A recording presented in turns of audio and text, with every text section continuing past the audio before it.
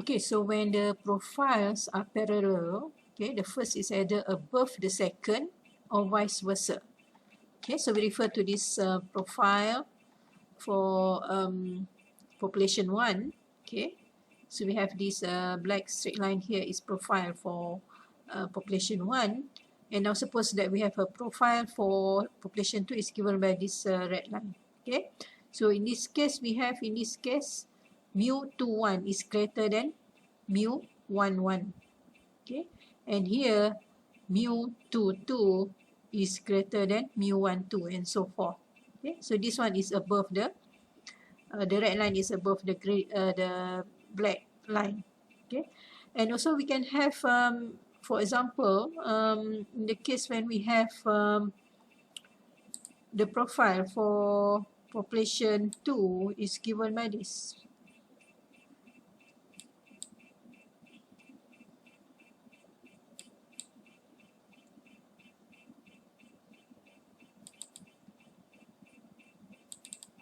Okay, so in this case we have mu11 is greater than mu21. Okay, so this red line here is below this black line. Okay, so we may have this situation or this situation, right? So this is mentioned here. Okay, so when we have when the profiles are parallel, the first is either above or second or vice versa. Alright, so under this condition, okay, the profile will be coincident only if the total height, that is mu11 plus mu12 up to plus mu1p equals to mu21 plus mu22 plus up to mu2p, right? So this, the sum of this mu11 up to plus mu1p here is can be written as the vector 1 prime mu1, okay, and mu21 plus mu22 up to mu2p is vector 1 prime mu2. Okay, so if the profiles are coincident, this one should be equal.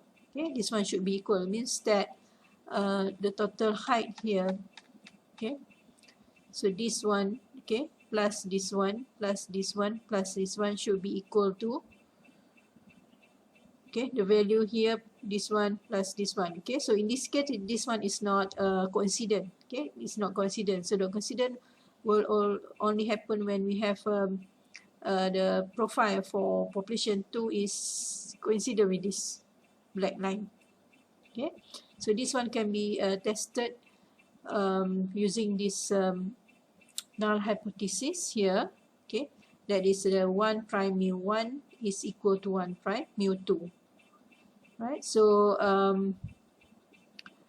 okay, so we can test this HO2 with usual 2 sample t statistic, because in this case here now it reduced to 1 dimension. Okay, mu11 plus mu12 up to this is in 1 dimension. This one is also 1 dimension. Therefore, we can test HO2 with the usual 2 sample t statistic. Okay, based on the univariate observation. So the transform variables would be 1 prime x. Okay, so we do this for both samples. Okay, for both samples. Alright, so okay, to test for, in summary, to test for coincident profile, given that, okay, the profiles are parallel. Okay, so given that the profiles are parallel, so we have the null hypothesis given as this. So for the two populations, for two normal population, we reject H null, okay, that is the profile coincident at level alpha if this t squared, okay, if this t squared is greater than this f. Okay, so this one will be reduced to, okay, 1 prime x 1 bar minus x 2 bar, and then we have 1 over n1 plus 1 over n2, 1 prime s pool 1 inverse, and then 1 prime x 1 bar minus x 2 bar. So this one is scalar, so scalar, and this one can be written into this Okay, so we have 1 prime x1 bar minus x2 bar over this. Okay, so this one actually is the t squared degrees of freedom, n1 plus n2 minus 2. Okay, and this one is equivalent to f, okay, degrees of freedom 1 and n1 plus n2 minus 2. Right, so this is how we perform the test. Okay, so we compute t statistic, and if t statistic here greater than this values of f, we reject H0. Okay, we reject H0. Okay, otherwise we do not reject H0, and we conclude that the profiles are coincident.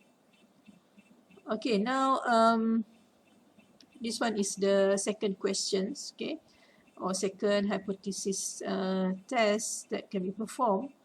Okay, now when we have this test statistic is not rejected. Okay, so for coincident profiles, that is x11, x12 up to x1n1 for the first sample, and for the second sample x21, x22 up to x2n2, okay, are all observation from the same normal populations. Okay, means that they have the same mean and also variance covariance matrix, same normal population. So the next step is to see whether all variables have the same mean. Okay, so that the common profile is level. Okay, is level.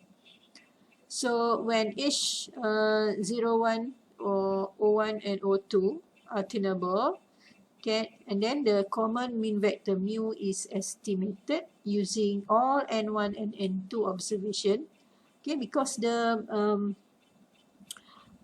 profiles are parallel and coincident, so we estimate now mu with x bar, where now the x bar here is total sum of x for both samples divided by total number of observations, so n1 plus n2. Okay, and this one can be written as n1 over n1 plus n2 x1 bar plus n2 over n1 plus n2 x2 bar.